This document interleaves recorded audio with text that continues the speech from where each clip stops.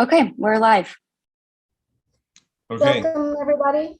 Thank you for joining us for today's webinar. My name is Daniela Stevens, and I'm the Director of the Energy, Climate Change, and Extractive Industries Program at the Inter-American Dialogue. Thank you for your patience. Low-carbon hydrogen is increasingly recognized as a key element for reaching net zero emissions by 2050. Hydrogen has the potential to fuel sectors that are difficult to decarbonize, such as heavy transport and industries like steel and cement, as well as to integrate renewable energy sources like wind and solar into grids through energy storage systems. Under the International Energy Agency's net zero scenario, the use of hydrogen accounts for 6% of total emission reductions between now and 2050, and global demand is projected to more than double in this decade. In Latin America, an abundant endowment of renewable energy resources has led several countries to develop strategies for green hydrogen, which is produced by electrolyzing water using renewable energy. Chile launched the region's first green hydrogen strategy in 2020, and Colombia followed in 2021, with a strategy that also includes plans for blue hydrogen produced using natural gas and carbon capture.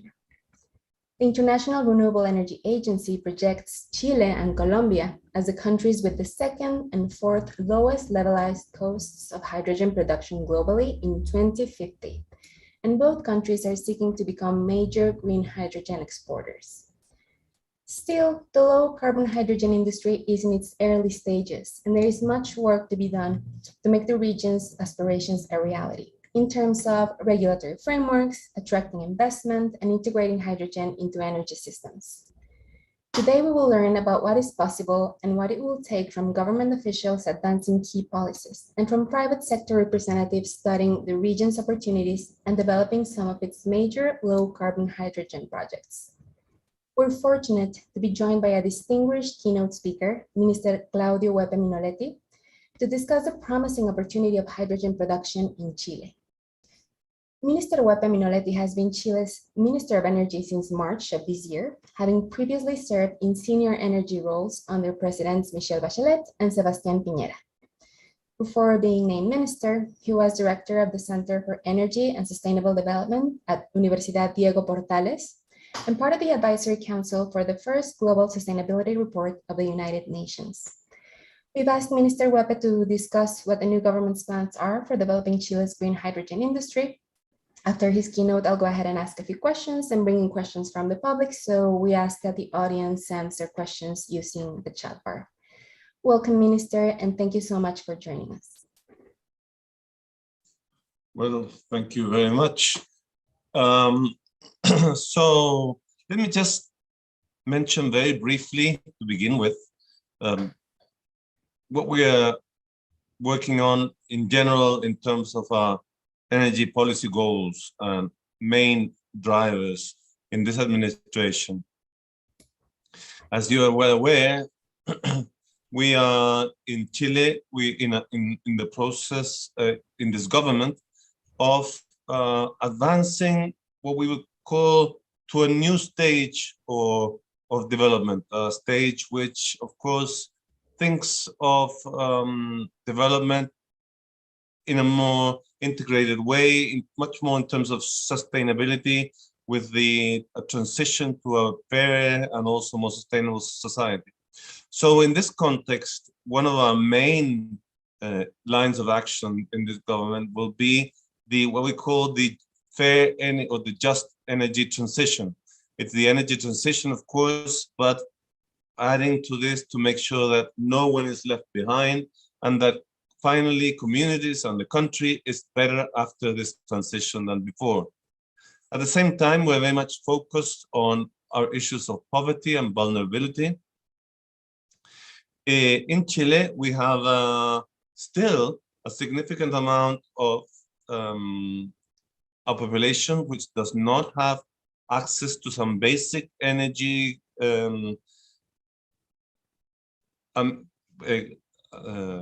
installations, like, for example, hot water in their homes, or people who live in isolated areas where they have electricity only a few hours a day. And we think that to bring us very much into the modern world, into the 21st century, we have to inevitably move these people into the mainstream, give them the services, the energy services that the rest of the country enjoys thoroughly. Furthermore, we're working very seriously on decentralizing our energy systems, both electric, not electric. We think that this means that we want to have more local resources used everywhere for the various uses, and also we want to develop more diverse sources of electricity in particular, with more generation through microgrids or through individual installations. And finally, another emphasis we have is security, of course. As we move into this energy transition, the energy must be available. Also, it must be economically available too, not only physically available, it's economically available. And it is very important for us to work on the general security of our country. And in this context, it is that green hydrogen plays such a relevant role. As you're aware, or might be aware, we have what we have defined as an energy strategy since 2020. What are the main objectives of this strategy? Basically, to reduce costs so as to have a low-cost hydrogen. But for us, that means under $1.5 a kilogram. Then to develop the export market so as to be a big exporter by the end of 2040. And also to receive, of course, investments in terms of energy, investments in terms of green hydrogen. That means we have to activate our domestic industry, then develop exports, but at the same time also advance in the production of green hydrogen. We believe this strategy is the basis that we need to build a full-fledged industry of green hydrogen. It is the basis, but not the only thing we need. It's like the first floor. And now we are building, I would say, a second floor for this strategy. What does this mean? We're working on the one hand on a roadmap, that is, identify the specific actions that must be taken in order to achieve these goals. But at the same time, we are emphasizing two aspects in terms of development. One, this development of green hydrogen must be an industrial development.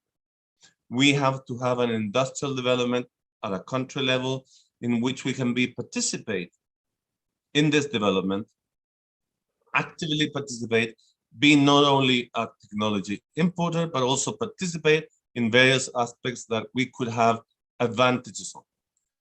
The scale of these investments are so large that we need to develop some activity in Chile, because of course, otherwise the benefits will be constrained to a relatively small group of actors, and we want this to be benefit for all, and that is very important. To do this, one particular thing we're working on is giving the state a more active role. This does not mean that we want to take over the activity that normally is part of the private sector development. We believe in the strong role of the private sector. But we believe also that the state can play a much stronger role in articulating, coordinating the necessary actions in order for this industrial development to actually happen, and also to be sustainable. It is the one way in which we can be sure that there will be economic sustainability, access to all, social sustainability, because the rewards from this industry will be distributed, and also, of course, environmental sustainability. The state also will play a leading role because these investments are risky, they are high, very large investments. So we need, of course, the state will take a role to generate some capacities, stimulate demand, provide, of course, the regulatory framework, and also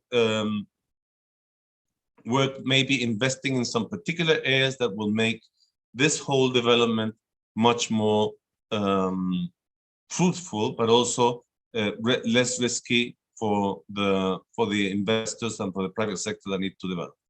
In that sense, the state wants to be an actor, it wants to be a participant, it wants to play a significant role in collaboration with the private sector, reaping, of course, the rewards from this investment also in terms of the development for the whole of the country. So I would say that this very brief introduction gives you like a sort of framework of where we're at now and from where we want to build on our hydrogen development. Thank you, Minister. You presented a scenario for the energy transition and of how green hydrogen fits into the broader energy and economic development goals. Also, thanks for bringing up the dimension of fairness and of justice to the discussion. You also mentioned that there was a national green hydrogen strategy that the previous government presented in 2020. To what extent does President Borg's strategy align with, differ from this strategy? Has the ambition increased? Have the plans of implementation varied? What have been the changes? I think, like I mentioned, first of all, I must stress the fact that our government has recognized the important role that green hydrogen can play for decarbonization, also for economic growth, both for national economic growth and for the local growth. The president has declared that in his public speech of June 1st. And so I would say that what we have, like I said, was the first floor, and we're doing some specific emphasis that are changing. We need to make sure that the development of this industry, of the green hydrogen industry, brings benefit for all. That is very important, because finally, it will be the local communities that will be a participant of this process. And if there is no benefit for all the actors, of course, it is hard that we can move along into a large-scale development. So putting an emphasis on sustainability, putting an emphasis on a local development is, of course, a construction that builds on top of the strategy in order to actually achieve the results we're looking. We will play we will have a strong relationship with the private sector. Like I said, in many ways, we want to be partners with this private sector. We understand that these are large-scale investments, that there's still a lot to develop, and so there are risks involved. Mm-hmm. And in that sense, the public sector wants to be a partner in this effort and play specific roles which can articulate with the role of the private sector. For example, we think that we have an energy company, it's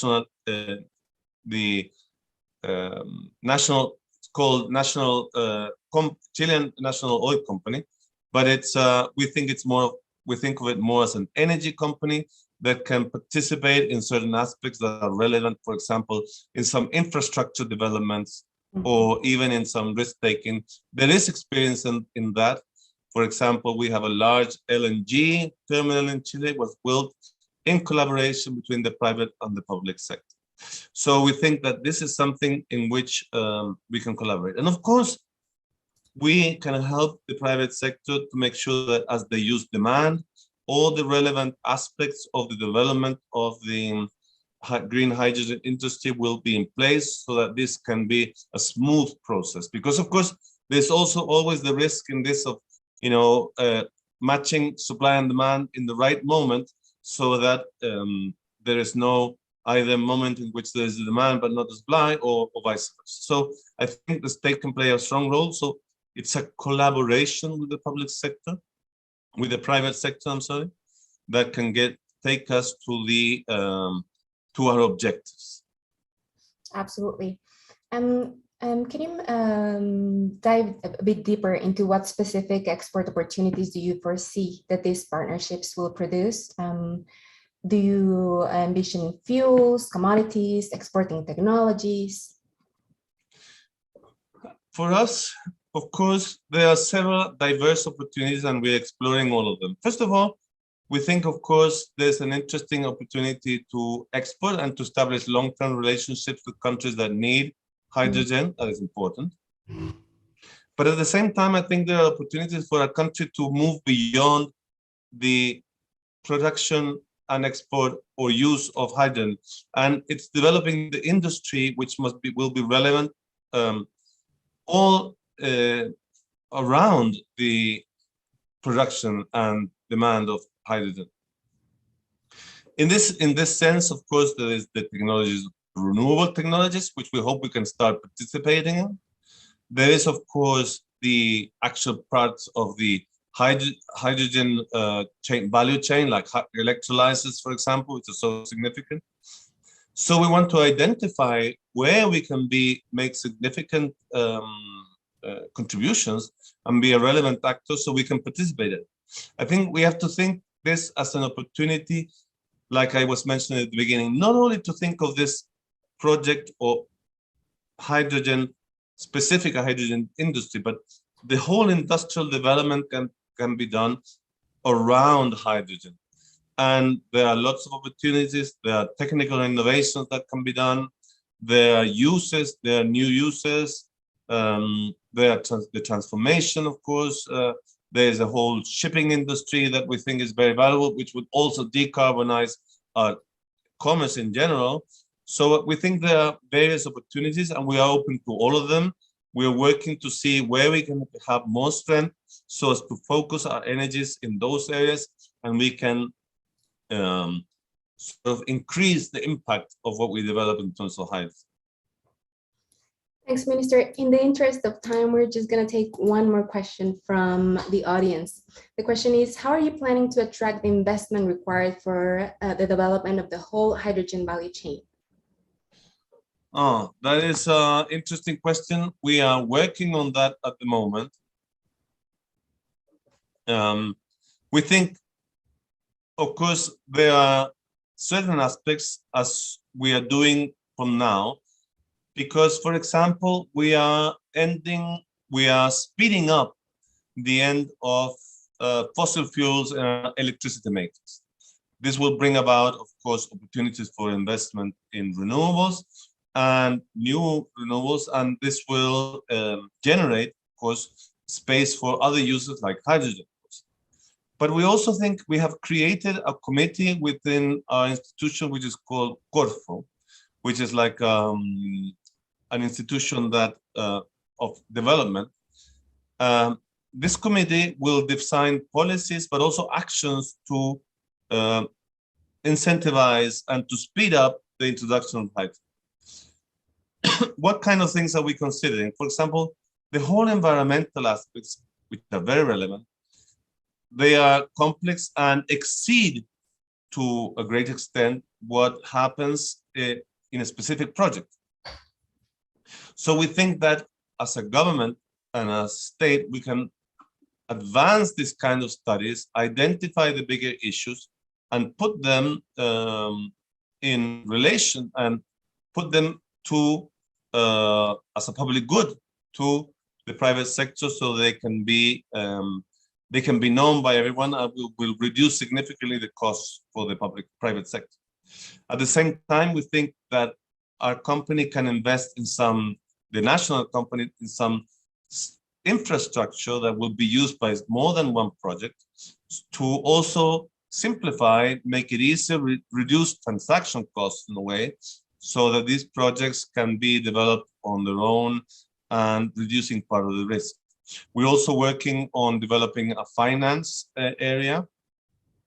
We have developing what we call a national development bank, which will focus on issues like this, not only in the large projects, but also in all the related projects that we will need, services, spare parts, manufacture, etc. So we think that the development of this financial infrastructure will be very useful. At the same time, we're working on identifying the needs in terms of capacity building so that we can start working on the formation of future technicians and professionals that will work in this industry. So we are creating the whole infrastructure that will be needed, and we're willing to go beyond and be active partners in this for the private sector. Interesting to hear how Chile is planning to address the finance gap that's so important for infrastructure, for capacity building. Minister, we're out of time, unfortunately.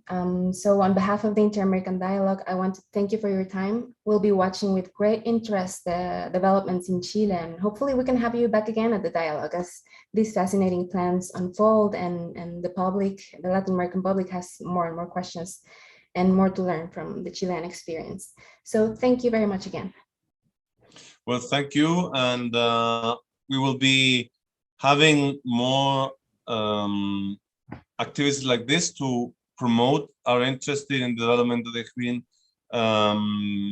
green hydrogen. And also we want to let everyone know that we are working to advance this as fast as possible. Like I said, we are starting to work on a roadmap, which I hope will be ready early or as early as possible next year, so that it will be very useful, I think, for all interested to have an actual detailed plan of how we're going to go about it. So thank you very much for the invitation.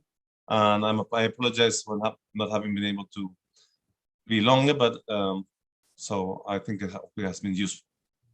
Absolutely. Thank you, Minister Wepe. And we look forward to hearing more from your plans. And of course, you're welcome here anytime. The invitation is always open for you. Thanks. Well, thank you very much.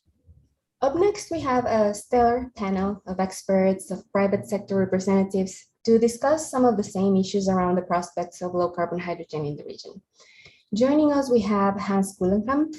Hans is the director for Latin America at Inicio. Inicio is a strategy consulting firm specialized in sustainable energy and transport, and particularly in hydrogen. He's also the president of the Chilean Hydrogen Association, which he founded in 2018. Welcome, Hans. We're also pleased to have Luis Sarraz. Luis is the Green Hydrogen Managing Director in the International Business Unit of the AES Corporation. He leads the firm's green hydrogen growth strategy in the 14 countries in which AES operates outside the United States. And Sarraz is also a board member of the Chilean Hydrogen Association. And last but not least, we have Mansour Zakupov. He is the Vice President of Hydrogen for Total Energies, coordinating all of the firm's activities related to renewable and low carbon hydrogen, including strategy, building expertise, and growth. Welcome all, and thank you very much for joining us. I will start the panel by inviting each one of you to share a brief opening remarks and your general perspective. We will go in alphabetical order. And we will also have time for questions from the public. So we ask again that the audience sends their questions using the chat bar. Hans Kuhlenkamp, let's begin with you. With your expert perspective in sustainable energy and mobility, I would like to ask you, which countries in the region have the greatest potential to develop a robust hydrogen industry, and for what applications, for what sectors? It's a loaded question, but please go ahead, and thank you again. Thank you a lot, Daniela, for the invitation. It's a pleasure to be here and share some thoughts. Can you please remember me how much time do I have? Because it's 5 minutes, please, for the opening remarks, and we'll have more time for Q&A. So I will break your question too. You did not ask me what countries have more potential in renewable hydrogen. You asked me what countries have potential in hydrogen. So if I frame this to the Latin America and Caribbean countries, I would say a lot of them, if not all of them, has very interesting potential, because we have a lot of primary energy sources. We have natural gas. If you want to go to the blue route, we have renewables. We have biomass. So it's interesting to know that hydrogen can be produced from different feedstocks, and the region has a lot of potential. Now, if we break that into the renewable hydrogen, that hydrogen is produced by renewable energy. We are seeing some regions in the Latin American Caribbean that are, of course, stepping up a bit. I would say that the Chilean North Antofagasta, the Chilean South Magallanes, the region of Pesem in Brazil, the region of La Guajira in Colombia. There are also certain regions in northern Mexico that is really interesting. But at the end of the day, you will find that because of hydrogen represents a decentralized option, you can produce hydrogen where you have local energy. Most of the regions will have certain ingredients that allows you to produce it. Of course, you will have certain countries that has more potential, which has more renewable capacity, which has a bit more flavor into the economic equation. But at the end of the day, the decentralized feature of hydrogen allows you to have it in several regions. Now that's a way of thinking in how you produce it. And I think most even important is how to use it. And here we should not get distracted. That's a very important opinion that we have in Inicio. We are agnostic to hydrogen. We work more with hydrogen, but you need to understand that there are several other technologies that will be important in the renewable challenge that we have in the energy transition. So hydrogen needs to be seen as a feedstock, first of all. We need to use hydrogen where there is a feedstock current use of hydrogen. That's typically the chemical sector. So we are going to use it for ammonia, for fertilizers, for methanol, for plastics, for refining in the industry. And then we're going to go down for new applications, which are typically energy or mobility, or if we can frame it also export, which at the end of the day is an application, but it's going to be in another territory. So when you move away from the feedstock use of hydrogen, you start to have other applications that could do the job more effectively, more efficiently, and more economically. So we should not deviate. And here the rule always applies. First of all, we need to do energy efficiency. You need to select that application, that supply chain that is more efficient. Second, you need to electrify. So choose e-mobility before of hydrogen normally. There's going to be certain applications that are going to be hard to electrify. And then the concept of sector coupling, renewable integration, and power to X comes into the picture. And that's where the applications of hydrogen are really interesting. In Latam, I would say because of what we provide in terms of mining industry, the hydrogen used in the mining industry is going to be really interesting. In petrochemicals, we have countries like Trinidad and Tobago, which has an enormous amount of installed capacity, both in terms of methanol and ammonia, needs to be decarbonized. Brazil, the same. Colombia, the same. So these hard to abate sectors are there. Steel manufacturing, the same. We have the capabilities of using hydrogen for direct iron reduction. That's going to be interesting how we move those applications. And then as those first massive scales, big scales projects start to appear, we're going to find low-hanging fruit to decarbonize transport, to decarbonize cities, to decarbonize high-grade industrial heat, for example. So those are the applications that we are seeing. That's the application that we're mapping. But always be aware that there's going to be, perhaps in the energy applications, a solution which is full electric, which makes sense. Do not get too obsessed with hydrogen. It's not a silver bullet. It's one tool that we have for decarbonize the applications that are hard to abate. Thank you, Hans. Thank you for sharing those nuances to the discussion and pointing out the different applications that can help reach decarbonization with more efficiency and that makes sense. We'll talk about this later. Now I want to turn to Luis Sarraz, a senior business leader with more than 20 years of experience. Luis, what are AES's plans and goals in terms of the development of low carbon hydrogen in the region? Hey, thank you for the invitation, Daniela, first of all.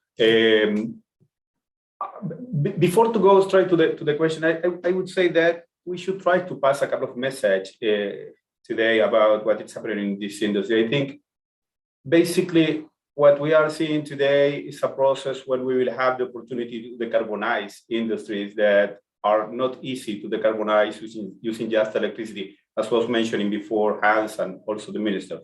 And it's very important in the sense that we firmly believe that this will not change the big question today is if green hydrogen, it's not if green hydrogen will be a solution. The big question is when will happen that, right? And we are working in this direction. We firmly believe that this will happen in one way or another. And in Americas, most of the countries, in particular in the Caribbean, Mexico, and South America, as mentioned Hans, most of the countries have the best conditions in the world today to be a great supplier of this new fuel or new energetic vector, right? Then the key question is how to make these economies to departure, this industry's departure in the different countries, and trying to connect with the main roadblocks that you are asking to me today. I would say that probably the key issue here will be collaboration more than competition at the very beginning. Collaboration between the private sector, collaboration with also the states, but also collaboration with the communities. Following the words of the Minister of Energy of Chile, the intention should be to make these projects something good for everybody in a just fair way to make the economies to grow. This is a great opportunity for underdevelopment economies like Chile or even Colombia, Mexico, etc. It's a great opportunity because it's possible to produce a lot of knowledge, human capital, new industries, and just the way to do it is the key matter here. And our view is that this is collaboration. It's just collaboration at the beginning with an open basis with everybody, communities, government, other industries, and etc. Then now going straight to the point that you were asking. We are today developing projects in most of the countries where we are today. We see that probably US, Europe, and Far East will be the main importers. And probably all Americas, for example, Argentina. Well, Argentina will be a little bit further, but Chile, Colombia, Brazil, Mexico, countries where we are today, we are developing projects, probably more advanced because the strategy of Chile, in Chile, of course, right? And the main roadblocks that we have been finding on that is basically the grid connection.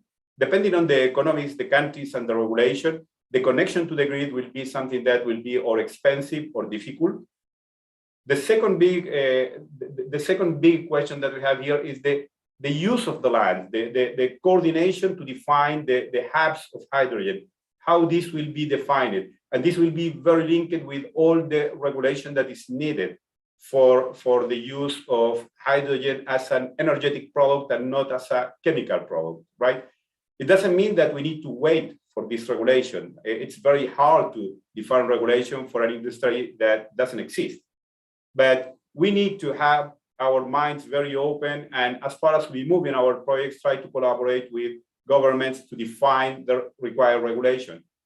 And the third thing is the time that this will take in the different regions to get the environmental approvals and in order to get the community license. I think it's a very, very important thing that the private sector approach these projects thinking in the high complexity that they will have. It's something not seen in Americas and in particular in Chile. Nobody was thinking in have gigawatt scale projects to produce green hydrogen with a very small connection to the grids. Then we need to adjust the regulation. We need to consider about the impact that this will have in the communities that we have around us. And we need to think about how to do this project very efficient, but at the same time, something good for communities and for the country, bringing more than just investment purely in the production. We need to try to develop human capital and quality employments for the future. I think it's an opportunity that we should take with this approach, and this is based just on collaboration that we need to push today.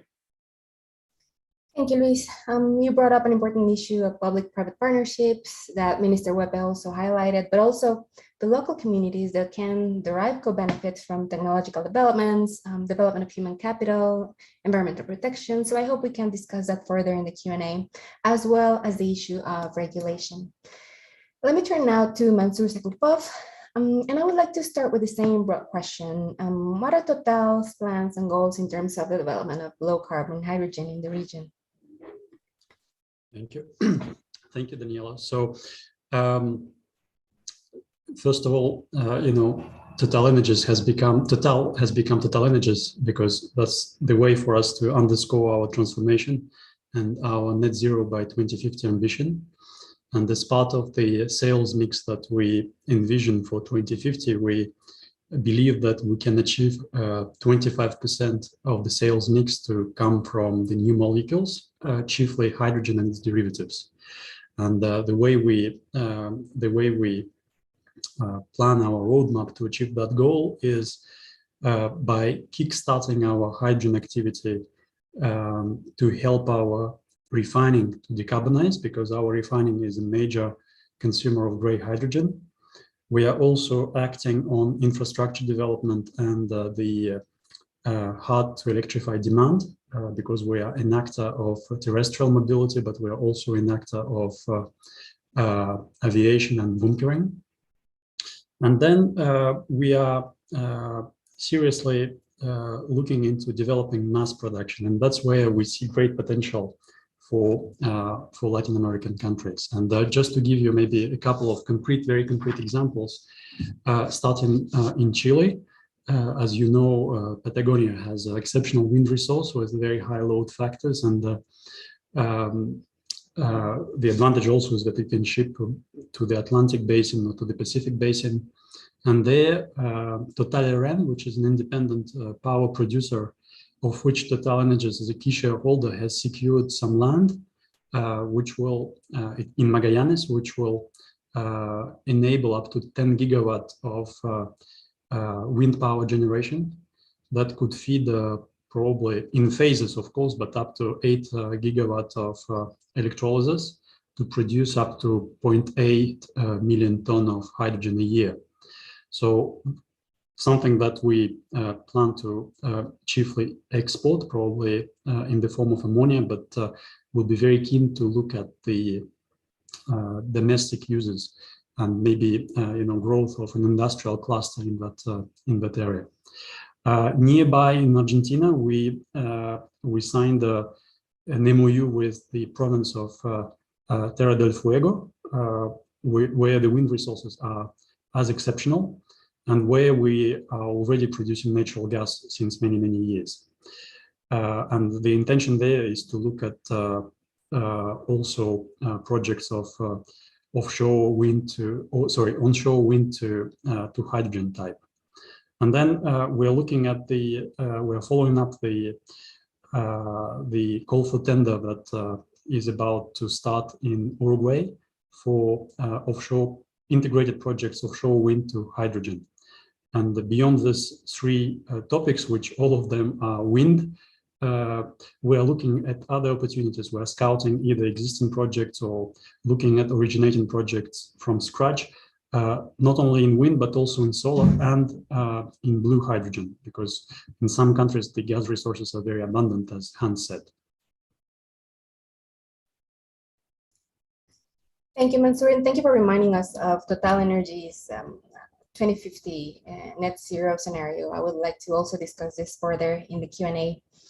Now that we've heard a bit from the private sector, Hans, I want to turn back to you and ask you what government strategies you think are most important for attracting large-scale investments in low-carbon hydrogen, and what would it take to incentivize more policy interventions from countries that can be lagging, where and when it makes sense? This is also a very complex one. So, and for this one, I came a bit more prepared, just to not forget all of the points that I need to touch. So what we want is companies, private sector, to start signing hydrogen purchasement agreements.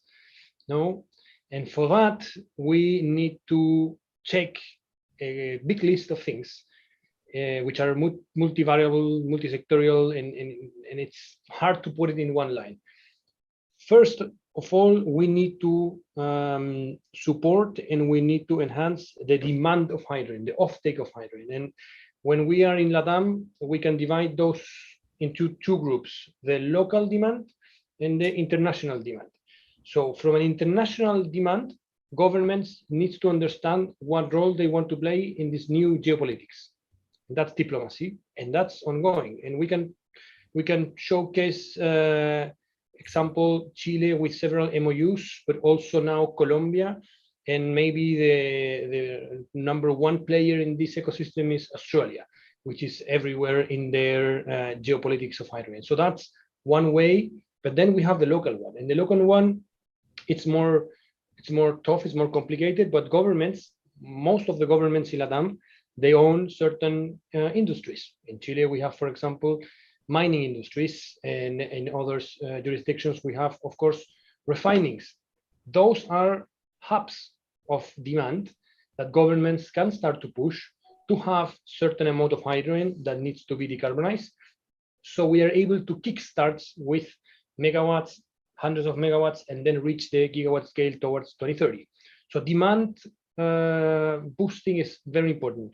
Then, of course, we have all the regulatory and policy environment. And in terms of policy, the key element is going to be how there's going to be a tool that allows us to certify the guarantees of origin of this chemical or energy product. We need to talk in the same language, no more green, blue, white, yellow.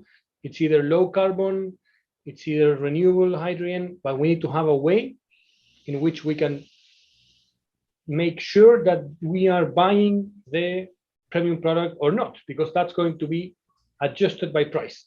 So that's also international and national. In terms of national, each country, hopefully we will have certain agree upon LATAM that we will play with the same rules. And internationally, it will depend on the jurisdictions of what are going to be a CO2 footprint required by the specific market. In terms of regulation, of course, we need to enhance the technical and safety regulation. Chile is also moving forward in that direction. Certain applications of hydrogen are there. Hydrogen is an industry that exists, but it's captive. So the production and utilization of hydrogen is more or less well understood. But now that we need to move it, that we need to store it, that we need to have a hydrogen refueling station, that we will have more interaction with the society, those things need to be tackled because at the end of the day, they create gaps towards the end goal, which is signing a hydrogen purchasing agreement. Time is also important. I would say maybe 5 years ago, we were in the how much it costs. Now we are in a hybrid of how much, but also when. And when is planning. And planning depends in terms of permitting, in terms of regulation, and also depends in terms of technology availability. So those three things are very important. We in Latin America, we're going to have a complex issue buying equipment because there's going to be a pull from other markets, Asia, Europe, the USA, now with 8 billion subsidies. So we will need to solve the question on supply of the equipment that we need to create this scale. And then I think the Minister Wepe said it, so I'm actually very happy. There is a need on the creation of a territorial plan. There is a need of the creation of what infrastructure is going to be shared. In the case of Chile, we had an app, which is a key player, but it could be YPF in Argentina, it could be Petrobras in Brazil, it could be, and I think it's going on in Colombia, Ecopetrol, and in Uruguay, why not ANCAP? So we have those players that has infrastructure that could support the development of this. For what? Of course, to diminish the risk.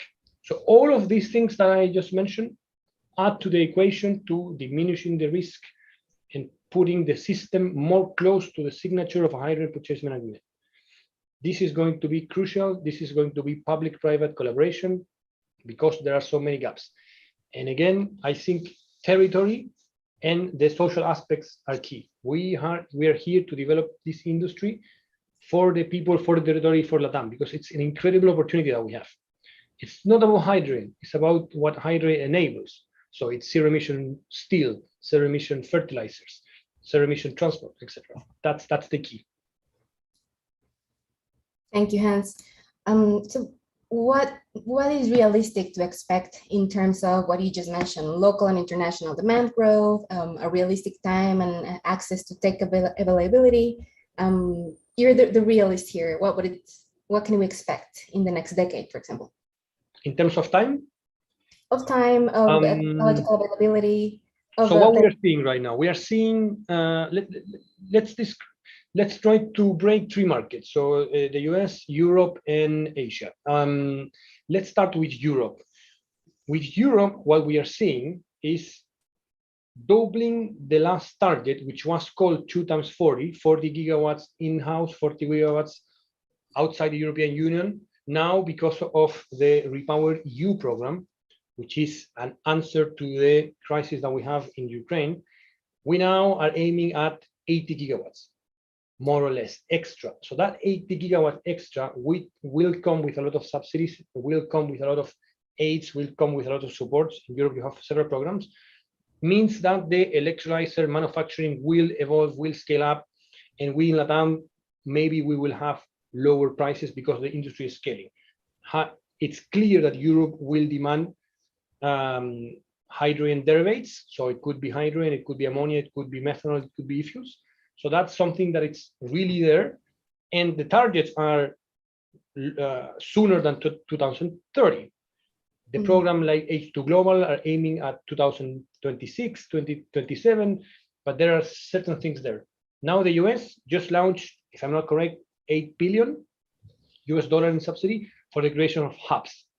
So that's going to be local. And it's interesting to see that those hubs will not be correlated to certain colors of hydrogen. It could be nuclear, it could be natural gas with carbon capture, it could be renewable. So the US now is going to be a driving force. And of course, Asia is also moving forward. In Australia, in Japan, South Korea are the leading geographies, which are also developing their industries, their manufacturing capabilities, their projects. So we are seeing now a ramp up towards 2030, where we're going to see this big scale project like the one that Mansour was speaking, or the one that Luis was speaking in Latam. I think this is around the corner now. The private sector is there. We now understand the gaps, and now we are working to solve the gaps with the public sector.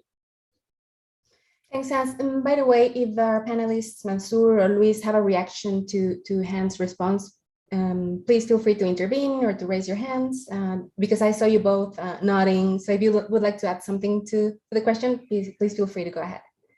Yeah, I would like to add a couple of things. I am in full agreement with Hans about the topics that he mentioned. But I think one of the big questions here, is how you can materialize this collaboration, and the best way to do it is to drive projects, is to start leading projects. This project will start showing what are the roadblocks, what are the constraints that you have in each market, right? And also from a government point of view, try to establish in some way the connection with the international markets. The demand, which will be key for that. Let me go one step before. I don't think this industry have big risks in the side of the production. Production in technological terms is something that everybody knows how to do, right? Ammonia or synfuels is something that, synfuels probably less than ammonia, but ammonia is very easy to produce. Green hydrogen is a technology very, very known and no risk. Then where is the main risk that we have in this project? Is basically in the business model that you can build for that. And this means that you have to have all the value chain involved at the same time when you make the investment decision. These are projects that are very intensive in capital. We are speaking about $1 billion for large scale. When you want to export, if you want to use for domestic, probably you don't need to go to ammonia. You can just stay in hydrogen and deliver smaller volumes. But anyway, it's intensive in capital. Then here the key issue is the business model. And if we think about the chicken and egg problem that we have today, then basically the key point here is how to secure, how to promote, how to give incentives in the areas where you are able to produce in the most efficient way the green hydrogen. This will happen probably mostly in the underdevelopment economies like Americas, right? Then one way to approach that, and when the governments also can help, is how to link the production in these countries with the domestic consumption of the main economies that will be demanding first green hydrogen. For example, US should consider or could consider that Americas in the west side, in the west part of Americas would be a good supplier. And if we can have these economies joining to the incentives and policies for the domestic consumption in US, probably this would provide a big push in order to this industry start, but at the same time, diversification for the domestic consumption in United States. Similar thing could happen with Europe, that needs to diversify that, right? Needs to diversify, and finally in the Far East. I would say that this is the main way to do it, but the only way in order to reach this point is to start with projects, something that we are trying to do in this moment. Thank you, Luis. Mansour, I also saw you nodding. What's your take on de-risking this business model? Luis already mentioned connecting demand and supply. What would be your take on that? Well, I think it would be pretty much the same, because when we look at the, let's say, the local demand in LATAM, I think it's fair to say that unless there is a massive relocation of industries from, let's say, from just to speculate, let's say, from China or some other, highly industrialized regions to to LATAM, then the local demand would be, let's say, smaller. Even the potential demand for hydrogen will be smaller than what is projected for such demand centers like rich Asian economies or Europe or the United States. But still, I think this local demand is of great interest for all those projects, because that we and others, consider for LATAM, because it could underpin, the pilot phases or phase one of those projects. I think what's missing in the equation in the LATAM compared to the Europe that TotalEnergies knows quite well, and Hans, summed up the REPowerEU very, very nicely. I think what's missing today in LATAM is the incentives for consumers to start using hydrogen, and the incentives. When I'm talking about incentives, I mean things like materially high carbon tax, not just a symbolic carbon tax, but a materially high carbon tax. I talk about hydrogen consumption mandates in different sectors, something that we see in the European Union, or something that will be shortly introduced in the European Union. I talk about carbon contracts for difference. So this is something I think which is required. Now, it's fair to say that for TotalEnergies, beyond this local demand, the main objective is to export the hydrogen or derivatives from Latin America to the demand centers that we mentioned. And I think what we witness as a global company is that what is rare today and what will be rare today, in this decade is the demand. There is such a great number of announced production projects worldwide. If we sum them up, we'll be talking about hundreds of gigawatts of electrolysis and also so many blue potential projects. But the demand, when we look for demand for our projects, for our gigawatt scale projects, the demand is quite rare. And I think the message here is that it's especially this decade, it's some kind of race for demand. And I think the countries should be conscious of that. I think Hans mentioned that, or maybe Luis mentioned that it's a race, for example, for equipment as well, for the equipments that will be needed for, for electrolysis and so on. But it's also a race for demand. And so the governments have a very key role, to help projects which are export oriented to take place. And if I talk very specifically about, for example, our experience in Magallanes in Chile, one thing which is which would like to see, let's say, improved is the time necessary for permitting and for environmental impact assessment. Today, we're talking about years, maybe 2 years plus, and that's probably put the Chilean projects at a disadvantage globally. Another thing, and I was very pleased to hear Minister Huepe's comments about the territorial plans, because if we talk about Magallanes, there are at least 3 potential projects there, and indeed it would make no sense to has 3 different ports, for example, and associated infrastructure. And so having, let's say, one port would make much more sense. But where we lack visibility is where this single port will be located with respect to the location of these 3 projects. And we need this visibility pretty soon so that we can advance with our engineering. So probably I'll stop here. Thank you, Mansour. And moving on to government now.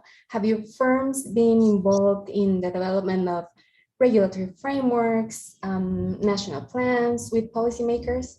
And what do you think is needed to move forward with certainty, with confidence, with specificity, territorial specificity in regards to regulations on the one hand, infrastructure on the other, environmental impact assessments as well?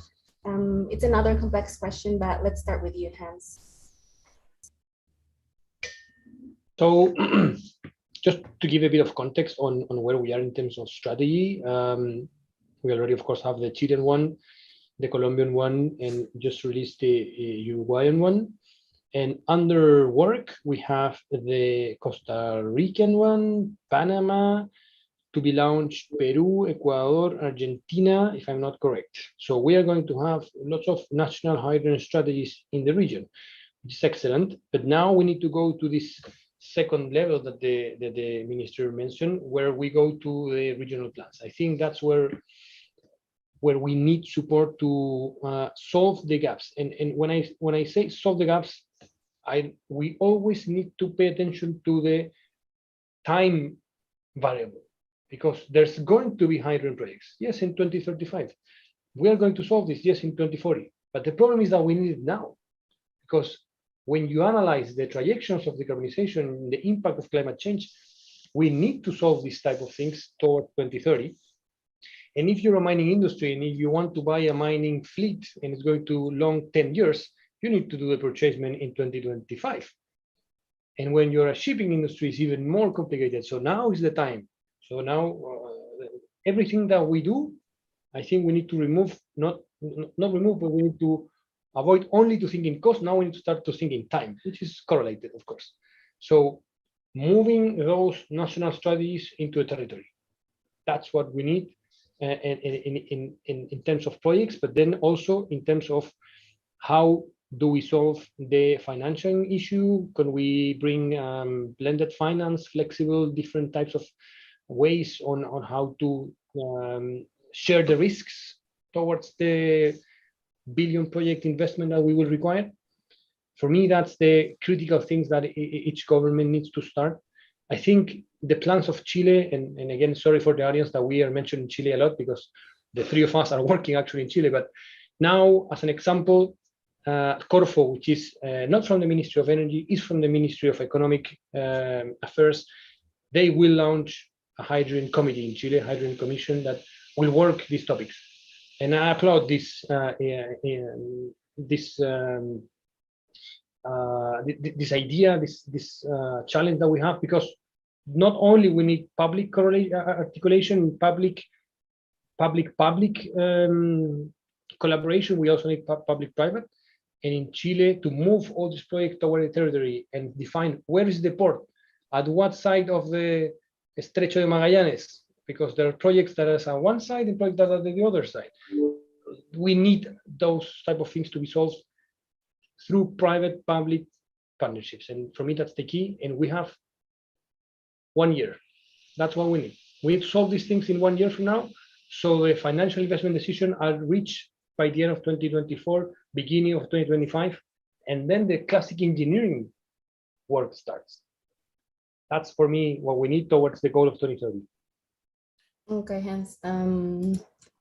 Let's move to Luis. Have your firms been involved in the development of these regulatory frameworks or any other regulations, environmental impact assessments? Yes, sure. I agree with the points that mentioned Hans, in the sense that we need to solve that. Probably where we have a slightly different view is that I'm not sure if this is something that has to move forward the government by itself in advance. The question here is, and we have been developing projects and looking for alternatives in Magallanes in the south of Chile, in the north of Chile, in Guajira in Colombia, in Mexico. We are in Ceará in Brazil, and I can say that the common factors or roadblocks that we have in all of them is the time that takes in order to get approvals, right? And the lack of regulation, probably. The lack of regulation. I'm speaking just about the feasibility given by the territories and not, because in the economical side, we have a gap also in the technology. The electrolyzers cost today is expensive, still very expensive. And this is the main bottleneck that we have, in my opinion, on that, assuming that we can get very cheap energy, something that is already happening. But I'm confident that this will happen. Then if I go and see all of the projects that we are pursuing in the region today, because we see America as an exporter and for domestic consumption, as Mansour said before, also small, but some industry, for example, mining in Chile or oil in Colombia, and etc., will be consumed. But if you think about all of these projects and you ask the governments to define regulation, define use of the territories, and etc., in advance of the projects, will be very hard and in fact risky, because to have regulation for an industry that doesn't exist can block, in fact, the future developments. This is the reason why I want to come back to my first message. I think this is collaboration. We need to start as a private sector our projects, and in an open basis, considering all the variables, approach and ask for remedies for this problem. Let me give you the example in Chile. We are advanced in Chile in one of the giga scale projects. We are already in the process to getting data information to submit our environmental assessment to the authorities and get approval. The process will take a couple of years, 2 or 3 years, right? It's not possible to do it earlier, because the statistics says that probably when you enter to the system a project like that, we will take a long period of time. You can shorten that, having something that what the government of Chile is doing, which is to have some kind of centralized organization that is taking care about the hydrogen projects, but will take time. And the key issue here, and this is something that we are doing today, is how to promote the right regulation. One simple example in the right regulation coming from the projects today. In markets like Chile or even in Colombia, it's happening it's happening the same, and I would say in Mexico also. The systems are not prepared to have giga scale projects for self-production to produce hydrogen. Then when you develop that, all the charges of the grid will flow to the project, even if you are not using the grid. This is something because never the regulation was considering this kind of topology. And probably in areas when you don't have the grid, if you install a big facility with, I don't know, hundreds of megawatts of energy, probably you will fall under some regulation that will put some constraints to the use of your own energy in these territories. These kind of things, the only way to realize about them and propose solutions is to start developing the projects. And I think this is what we are doing. And when you start, the next keyword is collaboration and speed. Wow, it's indeed a chicken and egg problem, as you mentioned before, Luis. Mansour, what is your experience and your take on advancing the right regulation and the timeline to do it?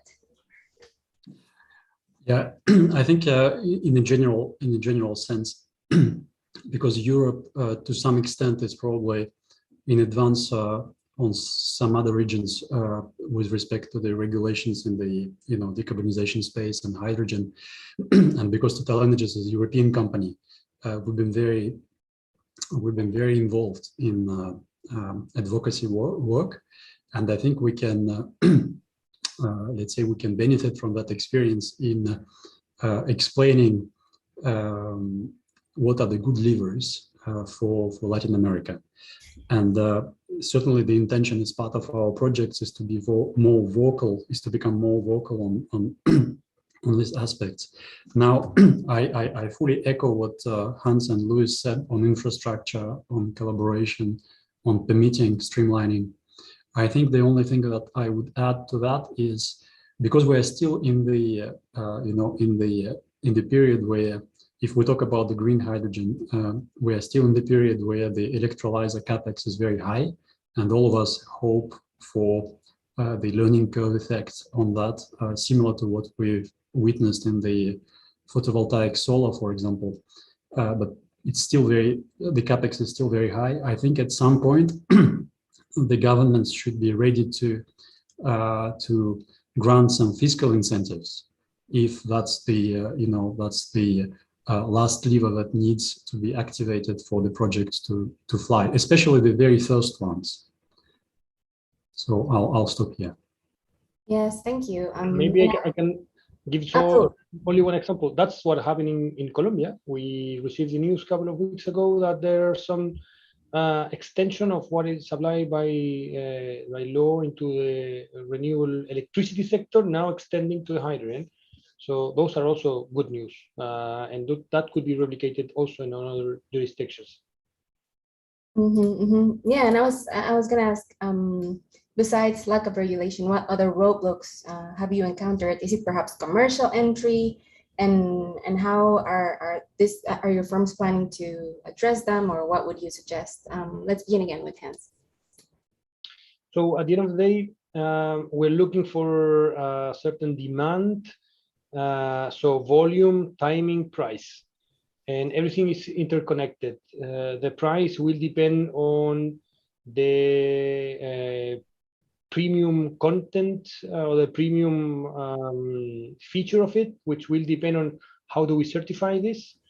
And of course, price is a function of cost, and cost will depend on all the things that we have just discussed. Different configurations to consume from the electricity, if there are lack of regulation or not, that adds risk equal cost. Timings are also related to cost, so we need to wait 2-3 years for environmental permitting, that adds development cost. So in order to reach a price, a volume, and a contract, there are all those different aspects that need to be solved. But first things first, I think the private sector will work a lot to solve the different cost structure that we have discussed, like Luis mentioned, and the manufacturing of electrolyzer, the scale up of manufacture, different strategies on hybridizing the renewable power. But then the business plan, it's where things get interesting, and that's where we need to find those collaboration between the public and private sector, in terms of regulation, in terms of policy, in terms of financials, in terms of also legal. At some point, you need to sign a contract, and everything needs to be really clear. The biggest concern is time for me. It's the knowledge that we need to do it now, otherwise the cost impact is going to be higher back in 2035 when we have other issues to solve. So the general equation is that we need to do it now because it's going to be cheaper from an ecosystem point of view, and that's what the government are, at the end of the day, following as KPIs. Luis, besides what we've already mentioned, what other roadblocks do you foresee? Is it cost, commercial entry, and how do you think it's better to address them? Yeah, I would say that probably the human capital, the qualified people to operate in the country. This is a gap that we need to solve, but at the same time, it's a great opportunity. It's a huge opportunity. Could be a good way also to promote the investments. I think it's not realistic to expect that producers countries in Americas can provide incentives like we have seen it's happening in Europe, or what is happening, for example, in the States with these $8 billion for the 4 hubs in US, and this under discussion law about the PTC, right? The pre-tax contribution if you produce green hydrogen. I think it's not realistic to expect this happen in these countries. In countries under development, probably the facilitators for these projects would be more in line with remove some subsidies that we have for fossil fuels, to promote some kind of advantages in order to develop industries in the same country. For example, lack of human capital in these countries could be easily solved if we could bring the electrolyzer factories to these regions with some, I don't know, kind of agreement in order to develop this in the country. This would provide a new industry, would add value to the industry, would also bring better job qualities and etc. These kind of things is what we have to promote in this region. Then trying to focus in one lack or one gap that we have today, would say human capital. Human capital would be something important that from the government and from the private sector we can do a lot in order to close this gap. The business model around that, I would say that could take a little bit more time or less time, but will happen anyway. And here the key matter is to be prepared for when this happens. And the best way to be prepared is to move forward.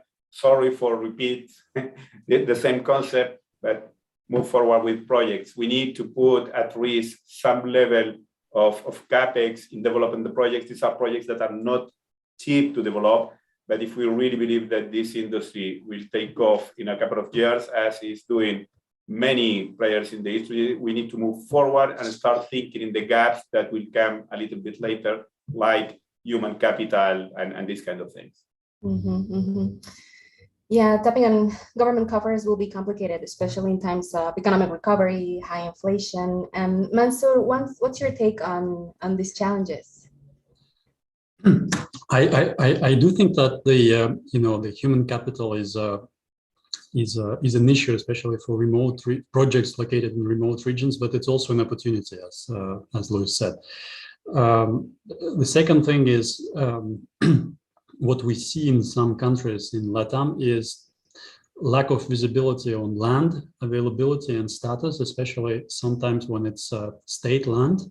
Sometimes it's easier to deal with private landowners than with the states.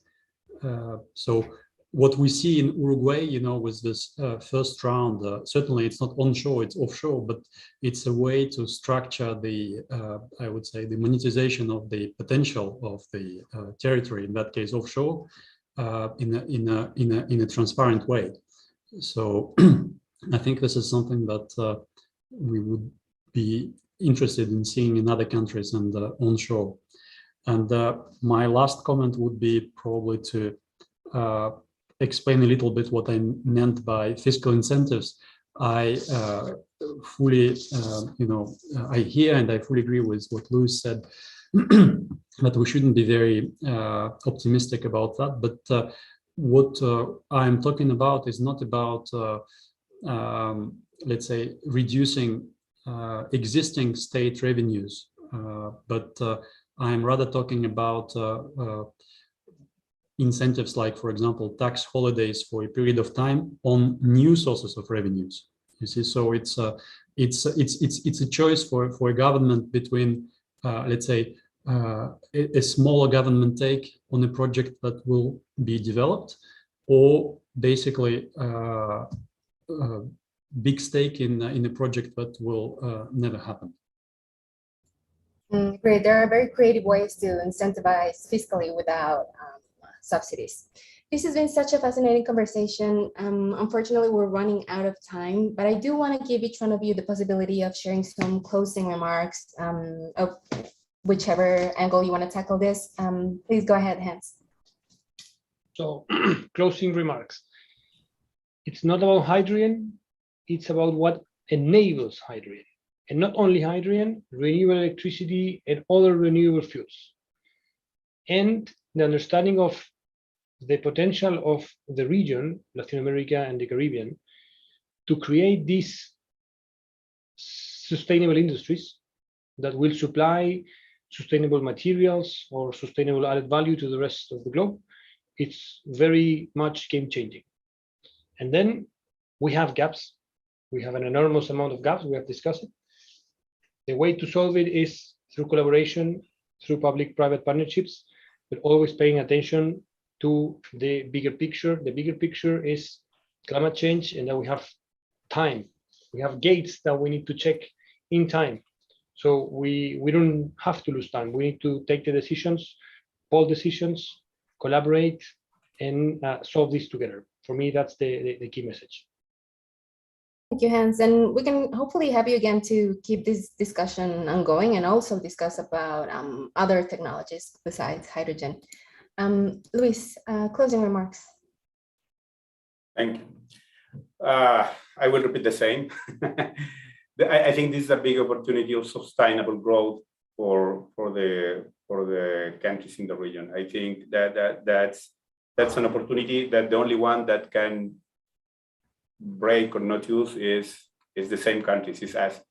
The only way is not to understand the big opportunity that this new technology, this new market can have for not only sustainable growth, but also fair growth that provide a better quality of life for the people in all of our countries. This is a huge market that is not possible to stop, in our opinion. It's a matter of when, not if, will happen.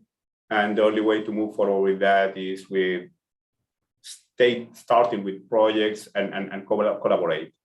I think that's the key issues. We as AES are fully committed with that. We have committed not only to growth in hydrogen, we are also decarbonizing our generation matrix. And we are fully committed with the growth of this project in a sustainable way, with the communities, with the governments, with partners, with low risk of our project. Then I hope we can transmit that, join forces with others, and make a reality this industry in the following years. Thanks, Luis. Mansour, go ahead with your closing remarks.